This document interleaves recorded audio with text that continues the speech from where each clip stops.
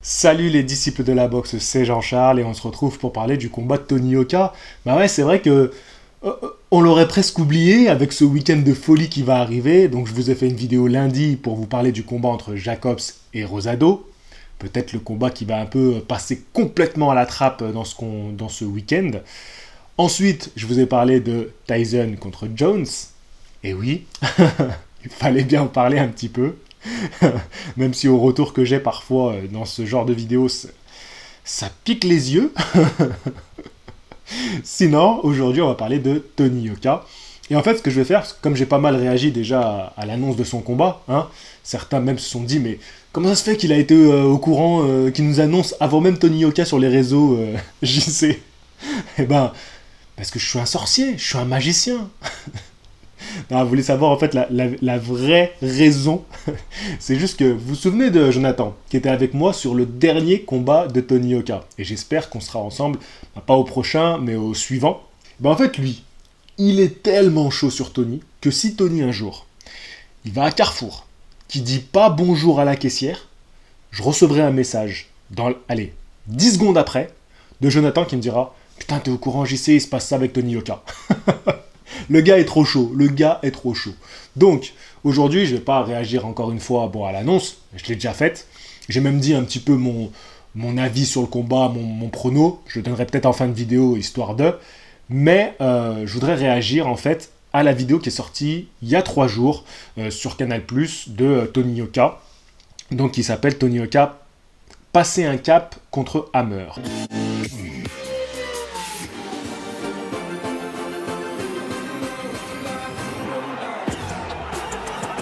Du bien parce que je sais que j'ai progressé.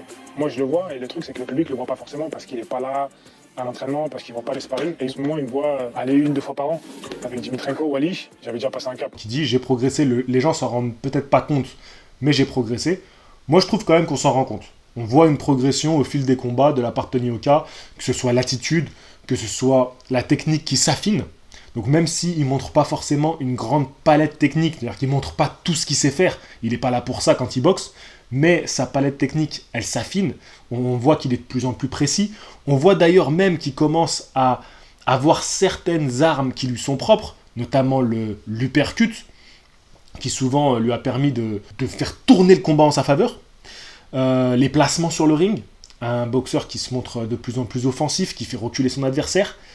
Et ouais, voilà, donc je pense quand même que l'évolution est là, et l'évolution qui ressort quand même le plus nettement, c'est un Tony Yoka qui cherche le coup dur, qui se montre plus puncher. Là, avec Diopa, tout le monde s'attendait à un combat très dur, et au final, tout le monde de la boxe, ils ont été surpris de voir à quel point j'étais au-dessus. Ensuite, il dit, le monde de la boxe a été surpris. Le monde de la boxe a été surpris par le fait que j'ai battu Diopa en un round, alors qu'on s'attendait à un combat difficile. Et là encore, oui, certes, ça a été une surprise qui même a amené certaines personnes à dire « Oh là là, c'est pas normal, Diopa était pas prêt, tout ça. » Tu vois, mais il a raison, c'est du fait de la surprise. Du coup, quand on est tellement étonné par quelque chose, on cherche des raisons, tu vois. Un peu comme quand Wilder il est battu par Fury, les gens qui sont trop fans de Wilder, au lieu de dire « C'est Fury qui a été excellent », ils vont te dire « Ouais, mais non, Wilder, il y avait ci, il y avait ça. » Tu vois. Et c'est un peu toujours la même rengaine quand quelqu'un ne veut pas accepter de voir quelque chose qui est clair, en fait, que tu as sous le nez. Oui, Tony Yoka, il a été excellent sur les quelques secondes du combat, mais il a été excellent sur ces quelques secondes-là. C'est tout, point barre. Et aussi un truc qui est important, là, ils le disent pas dans cette vidéo-là, mais c'était quand je regardais sur Info Sport, je crois que c'est ça, qui est aussi une chaîne du groupe Canal+, donc c'est vachement orienté sur voilà, les informations qui les arrangent. C'est-à-dire que là, ils parlent de Tony Yoka parce qu'ils en font la promo, tu vois, soyons honnêtes. Mais en tout cas, il y avait le journaliste qui disait « Rien de mieux qu'un KO pour gagner en confiance ». Et je suis tout à fait d'accord. Ce KO-là, il permet à Tony Yoka de gagner en confiance. Et ça, c'est important. Pour moi, c'est une bonne augure. Je me dis, je suis au-dessus de ça. Ce niveau-là, je l'ai passé. Et je veux passer le même niveau avec Hammer. Me dire que si des mecs comme Povetkin, Ortiz, Fury sont arrivés sur 8, 10, 12 rounds avec lui, si moi j'arrive à faire aussi bien, voire mieux, ça veut dire que je vaux mieux que la 18e place et que du coup, il faut monter. Ça. Il dit, oui, donc en gros, Hammer, il a affronté tel boxeur, ils sont allés jusqu'à tel ou tel round, ils ont montré ça contre lui, donc, je dois faire aussi bien, voire mieux. Et c'est ce qu'on attend. c'est ce qu'on attend maintenant. Je vous l'ai dit, plus Tony Oka va monter en adversité, plus la critique devra être au niveau des attentes. Tu vois, ça ne veut pas dire que je suis moins ou plus supporter de Tony Oka. Moi, je suis toujours supporter. Alors que ton équipe, elle commence au plus bas de l'échelle et que tu veux qu'elle devienne championne, mais tu es toujours aussi supporter. Par contre, tu vas être plus exigeant par rapport aux attentes parce que tu sais qu'à chaque fois, l'adversité va être plus dure et donc il faudra y répondre. Donc là, bien sûr, on attend de Tony Oka qui montre encore mieux. Voilà. Est-ce que ça veut dire que dans le résultat, je veux qu'il fasse mieux qu'un Povetkin, qu'un Fury? Tu vois, c'est pas ça que je suis en train de te dire. Par contre, je veux que son attitude, sa justesse technique, sa recherche du coup dur, elle soit encore plus accentuée sur ce combat-là. Yeah, man. That's it, baby. That's it. Good stuff. Yeah, beautiful. Hey, way to keep your head off center the whole time. Beautiful. Il y en avait qui pensaient que j'ai gagné, mais il y a énormément de personnes qui pensaient que j'allais perdre. Voilà, ça allait dans la dureté et que ça allait dans la durée. Au final, tout le monde était surpris. Dans la salle même, hein. Extinction des voix dès qu'il est tombé. J'ai vu que ça commençait à se dire, ouais, en fait, peut-être que Yoka, il a vraiment un potentiel, et peut-être qu'en fait, ce qu'il dit, il peut vraiment le faire. Peut-être qu'il peut vraiment devenir le premier Français champion du monde. Il y a une petite pique glissée donc, aux critiques, hein, envers lui, c'est normal. Donc Tony Oka, il a toujours prétendu qu'il voulait atteindre le championnat du monde. Hein. Voilà, il s'en est jamais caché, tout comme il prétendait qu'il voulait devenir champion olympique. Après, suite à ça, il a prétendu qu'il voulait devenir champion du monde. Suite logique des choses. Et du coup, là, il nous dit, avec ce KO, j'ai aussi un petit peu fermé des bouches, dans le sens où je leur ai montré qu'il y a un potentiel, tu vois. Il prend un peu plus, il est plus mesuré dans ses propos. C'est bien, moi je trouve ça cool.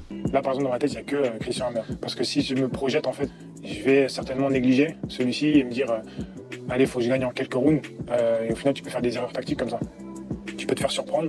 Tu te dis je vais le descendre, au final, tu ne descends pas. Tu as brûlé tout ton jus et ça va être compliqué de faire les 10 rounds. Donc, non, je me dis c'est ce combat-là. J'ai ma stratégie. Je sais que ça va être un boxeur qui est dur. Je le coupe. Ce qu'il dit là, c'est un peu en réponse aussi à toutes les rumeurs de potentiels adversaires qu'on a eu par rapport à Tony Oka avant qu'il annonce Hammer. Et notamment, on a déjà presque officialisé son prochain combat, qui sera en décembre. Moi, j'en parle pas tant qu'il n'a pas battu Hammer. Qu'il batte Hammer, et après, je ferai une vidéo pour vous dire, voilà, il va affronter nanana. Et donc là, c'est un peu dans ce sens-là qu'il dit ça. C'est-à-dire que déjà, il faut passer l'étape Hammer, c'est important.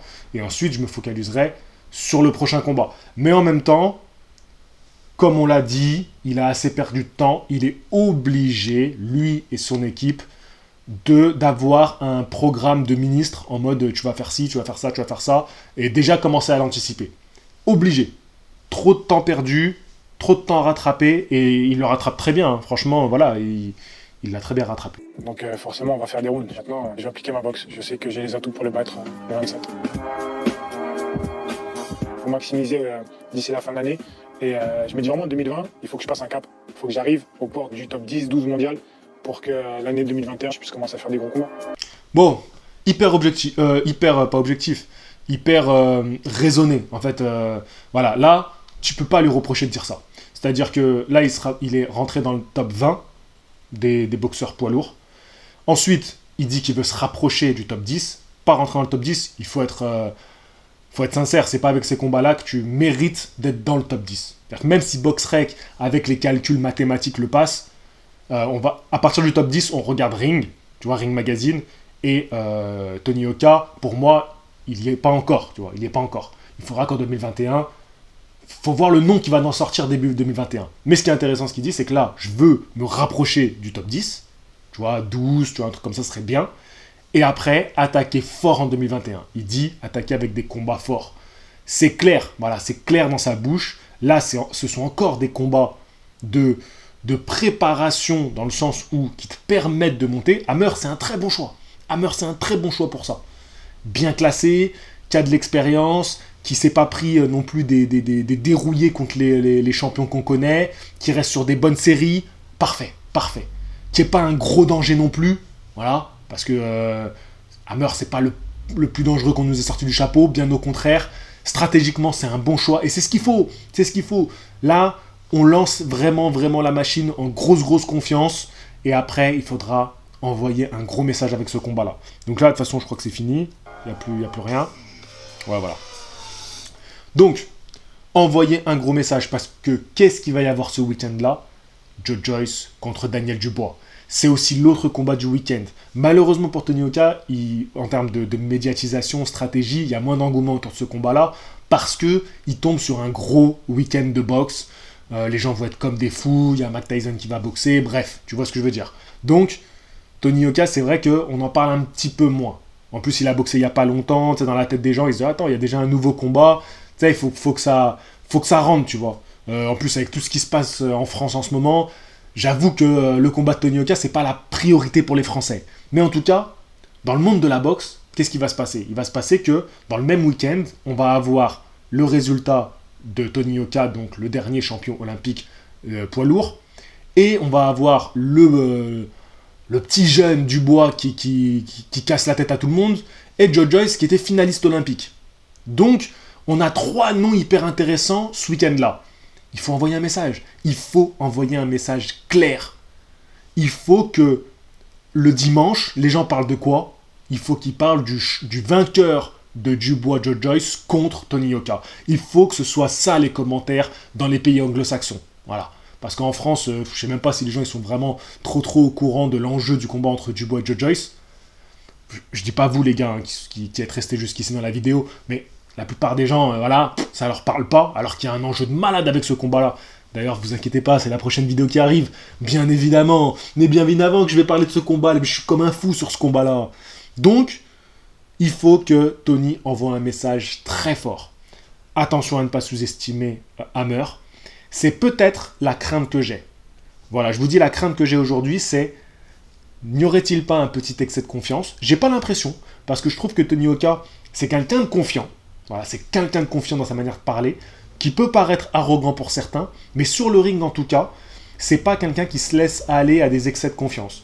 Chose que j'ai pu voir chez Joe Joyce par exemple. Et j'en parlerai dans la vidéo où on décortiquera le combat entre Joyce et Dubois. Par contre, Oka, quand il monte sur le ring, il est là pour faire le taf.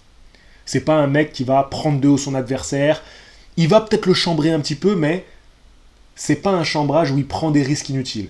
Non, Tony Oka fait le taf. Donc peut-être la peur que j'ai, c'est que, attention à ne pas prendre de haut son prochain adversaire, surtout pas d'y aller pour envoyer un message, pour faire le taf, et surtout pour nous montrer du bon boulot sur le ring. C'est ce qui est important. Voilà, on veut voir le futur champion du monde en exécution.